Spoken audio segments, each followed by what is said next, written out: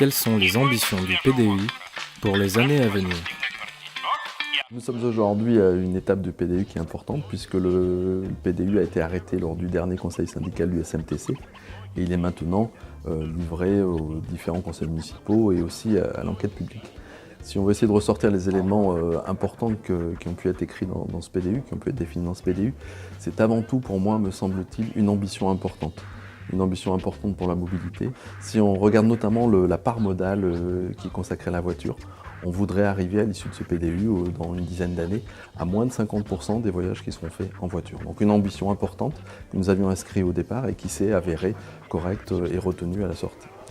Pour moi, un des éléments aussi très importants, c'est enfin la prise de conscience que demain, l'espace public doit être mieux partagé.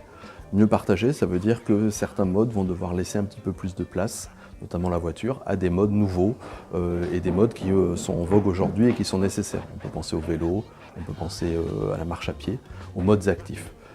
Et donc un espace public mieux partagé et qui va permettre une vie plus agréable pour l'ensemble de la population. Sont mis aussi en avant dans ce PDU tout ce qu'on appelle nous les modes actifs, qu'on appelait avant les modes doux, qui sont à la fois des modes de déplacement qui sont par exemple bons pour la santé, qui sont aussi très peu onéreux et qui permettent de gagner du temps. On sait que par exemple entre 3 et 5 km, il vaut mieux aujourd'hui se déplacer en vélo qu'en bus ou qu'en voiture. L'accent a été mis aussi sur la qualité de l'air. Et donc tout ce qui est autour de la transition énergétique, des modes de motorisation qui sont plus propres, etc. C'est des éléments qui ont été retenus.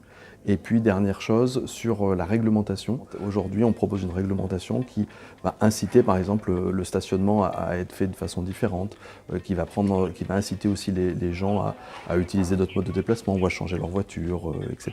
Donc tous ces éléments en fait, sont mis en avant dans ce PDU pour que demain, au-delà de la mobilité, ça soit aussi la qualité de vie qui soit améliorée. Quelles seront les méthodes et actions permettant l'atteinte de vos objectifs? Ce PDU, on le voulait aussi particulièrement participatif. Et quand on dit participatif au SMTC, c'est à la fois en direction des experts, à la fois en direction des techniciens, mais aussi en direction des citoyens. Et grâce à des réunions, grâce à des tirages au sort sur les listes électorales, grâce à des comités de pilotage, nous avons pu atteindre cet objectif en termes de méthode de travail. Et je crois qu'aujourd'hui, ça permettra à chacun de s'y retrouver. À l'issue de ce PDU, les premières actions qui vont être mises en œuvre et qui vont directement concerner les citoyens, je crois qu'on peut en nommer une qui est le schéma cyclable. Un schéma cyclable qui va être porté par la métropole, qui est inscrit dans ce PDU et qui va, dès l'année 2019, voir des réalisations concrètes. Le deuxième point aussi qui m'intéresse, je crois, c'est sur les changements de comportement. À travers ce PDU, on incite les entreprises, on incite les entreprises privées et publiques, on incite le citoyen à modifier son comportement et c'est comme ceci qu'on réussira à modifier l'ensemble des modes de déplacement de nos citoyens. Sur les actions aussi, quand on parle de mobilité, on parle de changement de comportement en fait.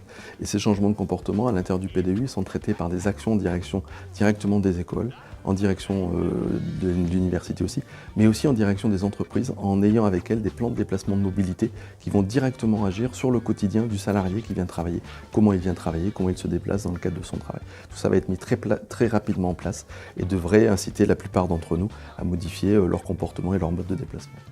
Quels seront les aboutissants de ce PDU sur la mobilité de demain? Si on se projette dans 15 ans, ce PDU va permettre à chacun, quand je dis chacun, c'est pas seulement les habitants de notre métropole, mais c'est aussi les habitants de notre territoire au sens large, de pouvoir choisir leur mode de déplacement qui sera le plus approprié. Ils auront le choix en effet entre prendre le transport en commun, se déplacer en vélo, marcher à pied, prendre une voiture aussi, mais en étant par exemple plus nombreux dans leur voiture, et ainsi à chacun, on aura apporté une réponse particulière en fonction de sa situation sociale, sa situation physique, sa situation professionnelle, les loisirs qu'il veut faire, etc. Et grâce à cet ensemble, nous aurons modifié l'ensemble des déplacements dans notre collectivité.